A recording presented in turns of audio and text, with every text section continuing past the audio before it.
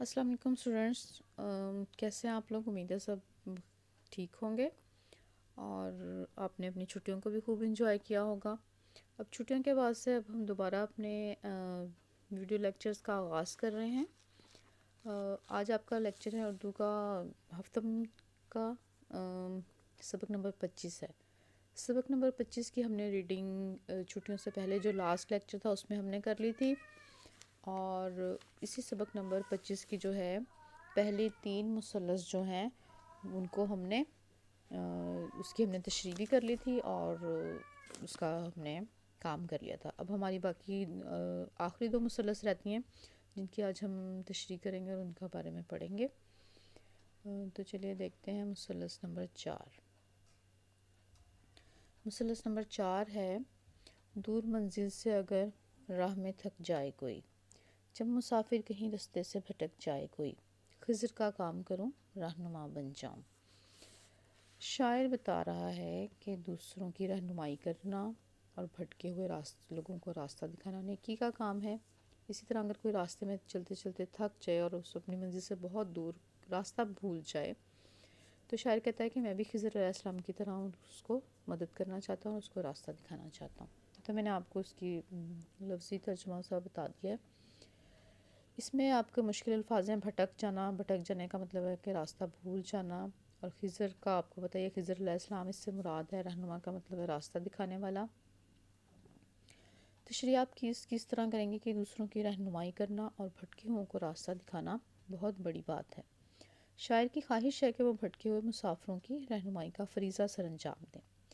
جب کوئی مسافر راستہ بھول جائے جنگلوں میں، صحراؤں میں یا ہجوم میں، تو شاعر کہتا ہے کہ میری اللہ سے دعا ہے کہ میں حضرت خضر علیہ السلام کی طرح کام کروں کہ جنہیں اللہ نے بھٹکے ہوئے کو راستہ دکھانے کا کام سونپا ہے، اور وہ تا قیامت یہ فریضہ سر انجام دیتے رہیں گے۔ میں بھی چاہتا ہوں کہ میں بھی ایسا ہی رہنما بن جاؤں، لوگوں کے کام آؤں، ان کو راستہ دکھاؤں اور ان کی منزل تک پہنچنے میں ان کی مدد کروں۔ یہ تو تھی آپ کی مثلث نمبر 4 کی تشریح۔ اب ہم دیکھتے ہیں مثلث نمبر 5 کو۔ مثلث نمبر 5 ہے: عمر کے بوجھ سے جو لوگ دبے جاتے ہیں، ناتوانی سے جو ہر روز جھکے جاتے ہیں، ضعیفوں کے سہارے کو عصا بن جاؤں۔ اس مثلث میں جو ہے مشکل الفاظ ناتوانی ہے جس کا مطلب ہے کمزوری، ضعیفوں، یہ ضعیف کی جمع ہے جس کا مطلب ہے بوڑھے لوگ، عصا کا مطلب ہے لاٹھی جسے پکڑ کر ضعیف لوگ چلتے ہیں۔ اس کا مطلب یہ ہے کہ جو لوگ بوڑھے ہو جاتے ہیں اور ان کی کمر جھک جاتی ہے اور وہ اپنے روزمرہ کے کام نہیں کر سکتے یا دوسروں کے محتاج ہو جاتے ہیں، تو شاعر کہتا ہے کہ میں بھی ان کے سہارا بن جاؤں، جس طرح لاٹھی ان کو سہارا دیتی ہے میں بھی وہی کام کروں۔ تو آپ کی تشریح کی کچھ اس طرح سے کریں گے کہ ہمارا اخلاقی فرض ہے کہ ہم بے سہارا، کمزور اور بزرگوں کا سہارا بنیں، ان کے کام آئیں، کیونکہ عمر گزرنے کے ساتھ ساتھ انسان جو ہے وہ اپنی جسمانی طاقت کھو دیتا ہے اور اپنے کام کے لیے دوسروں کا محتاج ہو جاتا ہے۔ تو شاعر حامد اللہ افسر چاہتے ہیں کہ وہ لوگ جو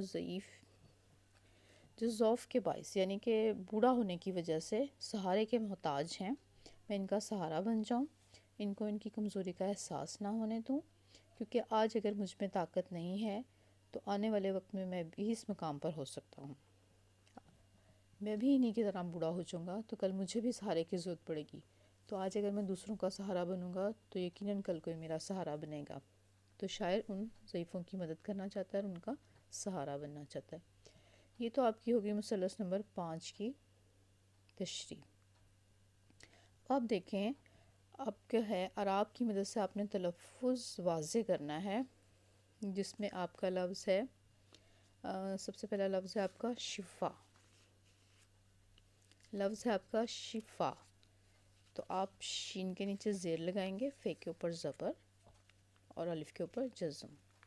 لفظ ہوتا ہے روشنی، روشنی، تو رے کے اوپر زبر، واو کے اوپر جزم، شین کے اوپر جزم اور نون کے نیچے زیر آئے گی آپ کی۔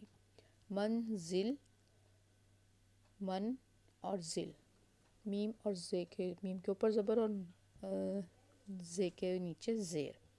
مسافر، مسافر،